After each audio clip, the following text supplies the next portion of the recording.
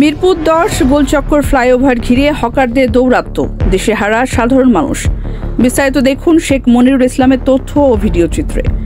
ঢাকার ব্যস্ততম এলাকা মিরপুর ১০, এক পাশে মেট্রো রেল স্টেশন, অন্য পাশে গোলচক্কর ঘিরে ফ্লাইওভার।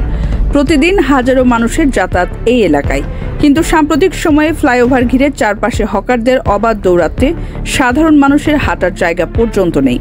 স্থানীয়দের অভিযোগ, এখানে পুলিশ, রাজনীতিবিদ ও এলাকার প্রভাবশালীদের একটি বড় সিন্ডিকেট প্রতিদিন লাখ লাখ টাকা চাঁদা তুলছে, অথচ সিটি কর্পোরেশন ও প্রশাসনের লোকজন দেখেও না দেখার ভান করছেন। এলাকার গুরুত্বপূর্ণ স্থাপনা, fire service office, corporation, BRTA office, বড় বড় মার্কেট ও বিপণী বিতান সবকিছু থাকার পরও সাধারণ মানুষের চলাচলের জন্য পর্যাপ্ত জায়গা নেই।